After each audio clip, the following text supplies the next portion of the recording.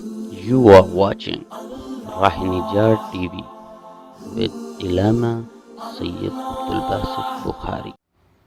اعوذ باللہ من الشیطان الرجیم بسم اللہ الرحمن الرحیم قال اللہ تعالی فی الکلام المجید والفرقان الحمید من المؤمنین رجال صدقوا ما عاہدوا اللہ علیہ فمنہم من قضى نحبہ ومنہم من ینتظر وما بدلوا تبدیلا صدق اللہ مولانا العظیم صلو علی الحبیب اللہم صلی علی سیدنا و مولانا محمد وعلی آل سیدنا و مولانا محمد وبارک وسلم وصلی علیہ۔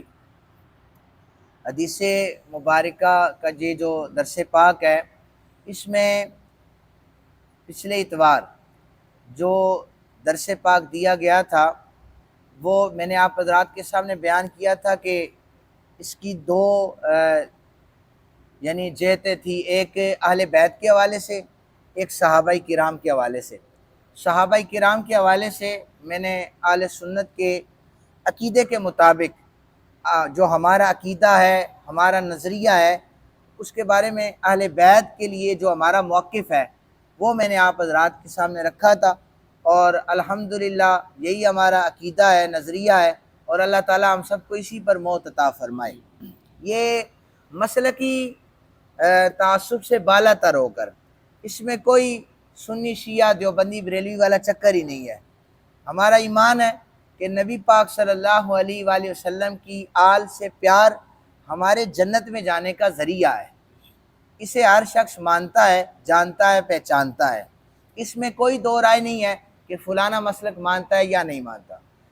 کسی بھی مسلک سے تعلق ہو، ایک کلمہ پڑھنے والا جب نمازیں، روزے، حج، زکوٰۃ کرے، بلکہ کعبۃ اللہ کا طواف کرتا رہے، مقام ابراہیم، حجر اسود کے درمیان ساری زندگی نوافل پڑھتا رہے، لیکن اگر مرتے وقت اس کے دل میں نبی پاک صلی اللہ علیہ وسلم کی آل کا بغض ہوگا، ساری عبادتیں ضائع ہو جائیں گی۔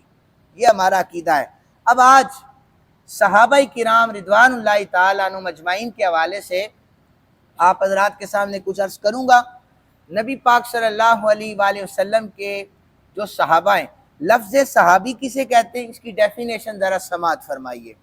صحابی وہ ہوتا ہے ایمان کی حالت میں جس نے میرے آقا کریم صلی اللہ علیہ وآلہ وسلم کے چہرے کو دیکھا، ساری زندگی آقا کریم صلی اللہ علیہ وسلم کی سنت پر عمل پیرا رہا، اور مرتے وقت زبان پر کلمہ جاری تھا، جو شریعت نبی پاک صلی اللہ علیہ وسلم لے کے آئے تھے اسی شریعت پر موت واقع ہو گئی۔ دنیا کے غوث کتب ابدال مل جائیں اس کی قدموں کے خاک کے برابر بھی نہیں ہو سکتے۔ یہ ایک صحابی کی تعریف ہے۔ اور پھر اور بھی آپ کو بتاتا چلوں، نبی پاک صلی اللہ علیہ وسلم کی تدفین ہو چکی تھی تو بڑے دور سے ایک شخص آیا، اس نے سنا تھا کہ کھجوروں کے باغ میں محمد نامی ایک شخص ہے، انہوں نے نبوت کا دعویٰ کیا ہے۔ وہ متاثر تھا، لوگوں سے تبلیغ سے متاثر تھا۔ اس نے آ کر جب دیکھا تو صحابہ نے بتایا کہ آقا کریم صلی اللہ علیہ وسلم کا تو انتقال ہو چکا ہے، اور سلے رکھی جا چکی تھی، قبر میں سلے رکھی جا چکی تھی۔ آخری سل حضرت علی پاک رکھ رہے تھے، تو اس نے آ کر عرض کی کہ میں دیدار مصطفیٰ کرنا چاہتا ہوں۔ تو حضرت علی پاک نے چہرہ مبارک سے کپڑا ہٹا کر دیدار کروایا حضور کا۔ اس نے چہرہ مبارک دیکھنے کے بعد کلمہ پڑھا۔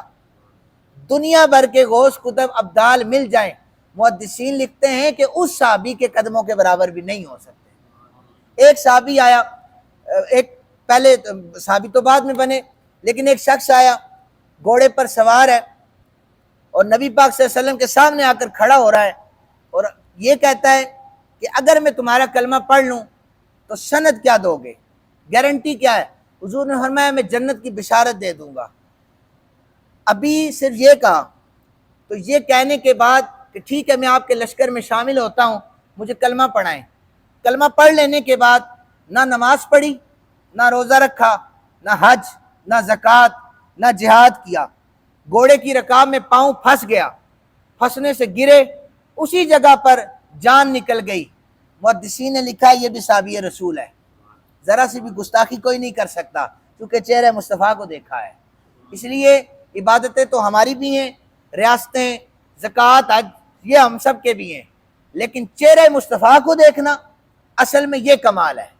اور جو نبی پاک صلی اللہ علیہ وآلہ وسلم کے ایک صحابی پر بھی انگلی اٹھاتا ہے گویا وہ نظر مصطفیٰ میں نقص نکال رہا ہے، کیونکہ اسے صحابی عبادتوں نے نہیں بنایا، اسے صحابی نظر مصطفیٰ نے بنایا ہے، اور جسے صحابی پر اعتراض ہوگا اسے نظر مصطفیٰ پر اعتراض ہوگا۔